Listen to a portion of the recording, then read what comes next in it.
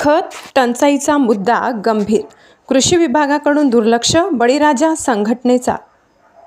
सध्या खरीप हंगामातील पिकांना योग्य वाढीसाठी खतांची मोठ्या प्रमाणावर गरज आहे।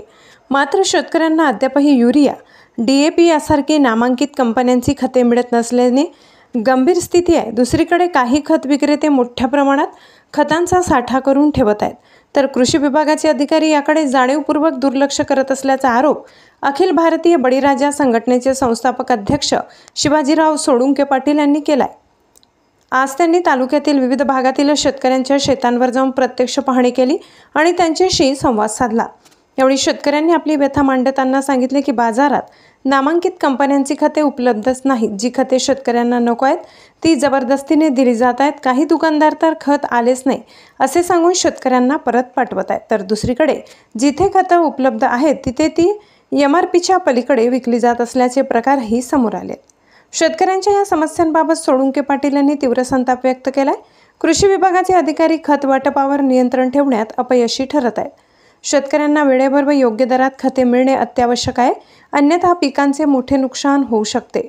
खतांची टंचाई निर्माण होऊन त्याचा फायदा दुकानदार घेत आहेत आणि सरकार डोळेझाक करत आहे। ही बाब शेतकऱ्यांच्या भविष्यासाठी घातक ठरू शकते असे त्यांनी स्पष्ट केले।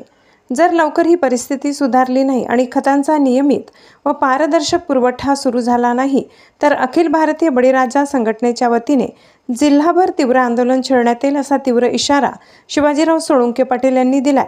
कृषी विभाग आणि प्रशासनाने या समस्येकडे गांभीर्याने लक्ष द्यावे अशी मागणी यावेळी उपस्थित शेतकरी वर्गाकडून करण्यात आली।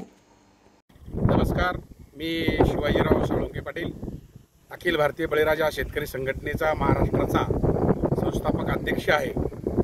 मगाशी बऱ्याच दिवसापासून आम्ही आमच्या संघटनेच्या वतीने खताच्या बाबतीमध्ये प्रश्न उपस्थित केलेला आहे, कारण सरकार त्याच्यावरती काम करत नाही अशातला भाग नाही, परंतु ती काम करण्याची गती आहे ती फार मंदवलेली आहे। कारण सरकारने एक लिंक काढली, त्या लिंकवरती सुद्धा खतं मिळत नाही आणि दुकानदार लोक शेतकऱ्याला थोडं दबंगपणा करताय, कारण त्यांच्याशी वाईट हे करताय। कारण दुकानमध्ये गेल्यानंतर जर युरिया खत घ्यायचं असेल तर त्याला जोडून दुसरे खतं देतात ते, कारण एक गोणी 2 गोण्या ह्या दिल्या तर दुसऱ्या 2 गोण्या देतात। त्याच्यामुळे शेतकऱ्याचं जे आर्थिक नुकसान या ठिकाणी होत आहे आणि म्हणून प्रशासनाला, सरकारला, मुख्यमंत्र्याला, कृषी मंत्र्याला माझी एक हात जोडून विनंती आहे, कारण याच्यावरती आपण आपल्या अधिकाऱ्यामार्फत किंवा आपल्या सरकारच्या माध्यमातून याच्यावरती आपण नियंत्रण प्राप्त करावं आणि शेतकऱ्याला खतं उपलब्ध करून द्यावे। बघा, कारण या ठिकाणी पिकं आता या ठिकाणी पाऊस पडून आणि हे झालेलं आहे आणि पिकाला खताची आवश्यकता आहे। कारण कसं असतं, माणूस दवाखान्यामध्ये गेल्यानंतर ज्या आजाराची गोळी त्याच आजारावर द्यावं लागत असते।